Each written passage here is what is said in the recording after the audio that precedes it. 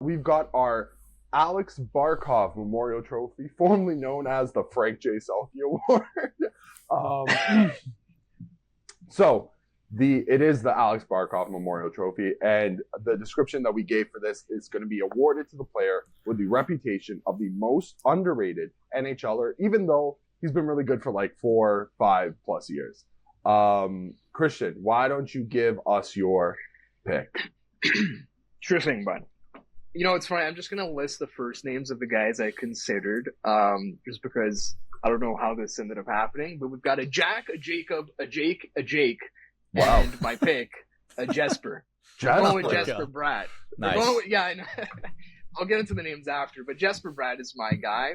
I really do think he does not get the praise that he deserves. Do you know that this guy is at the fringe of top 10 in NHL scoring right now? Mm-hmm. This guy has an 86-point season, and I think in the past 2 years he's in the top 20 for NHL scoring.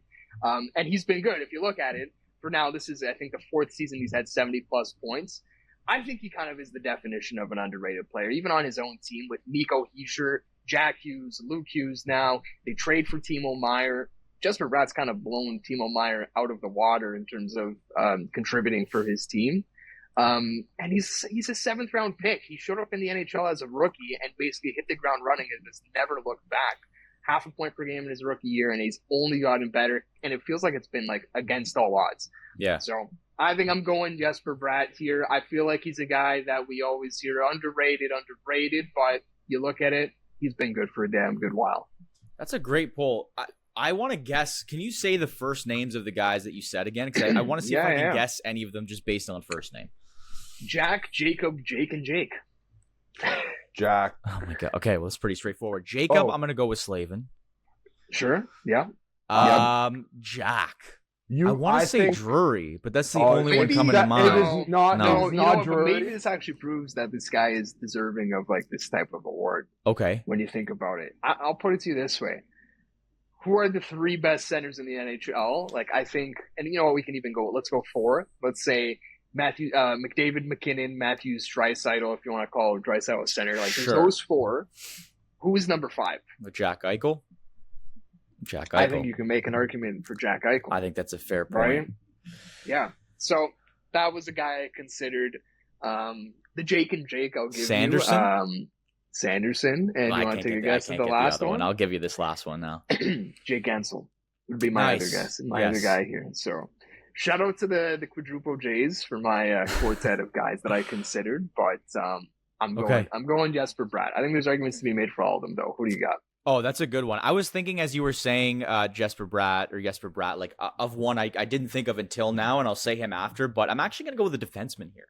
And it's actually fitting because he is a former teammate of Alexander Barkov, of which we've named this award after, and that is Mackenzie Weegar.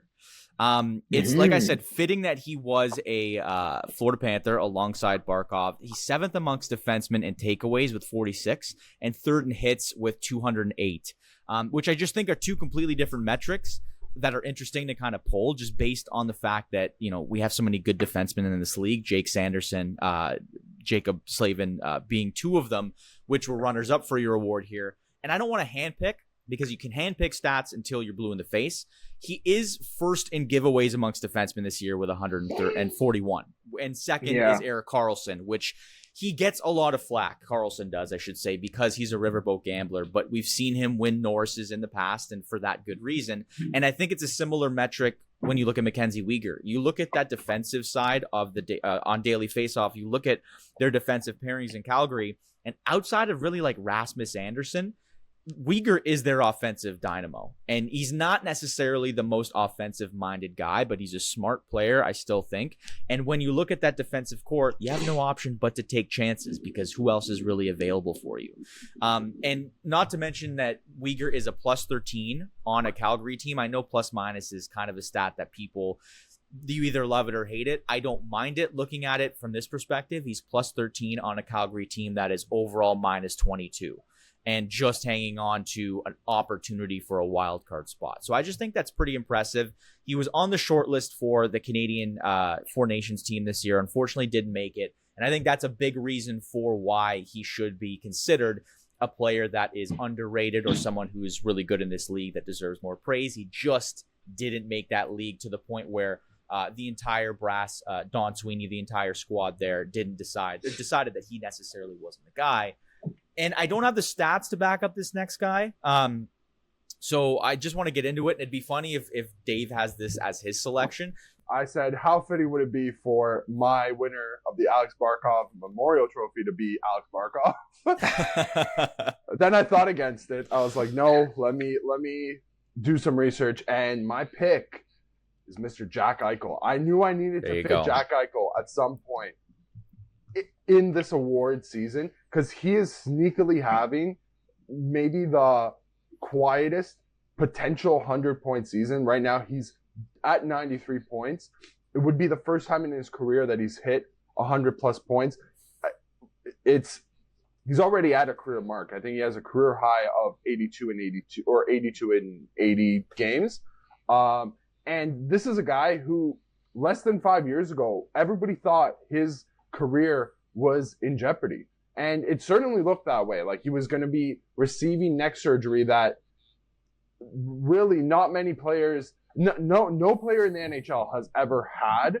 And the athletes that have gotten this surgery really haven't been quite the same, at the same level that they were pre-surgery. And for this guy to come back, he was traded to the Vegas Golden Knights, come back, be awesome for them, join their leadership group, and eventually help them get back to the Cup Finals and win a cup as like one of the leaders is something that not many people maybe saw coming from him. So I don't know if that maybe discredits him because he has a cup and everybody kind of knows how great, but I think just based on the fact that this guy is literally flirting with 100 points and nobody's talking about him for whatever reason, I think for me, Jack Eichel, one of the best centers in the league currently, somebody who's been called overrated in the past. Now he's just so overrated that he's been underrated.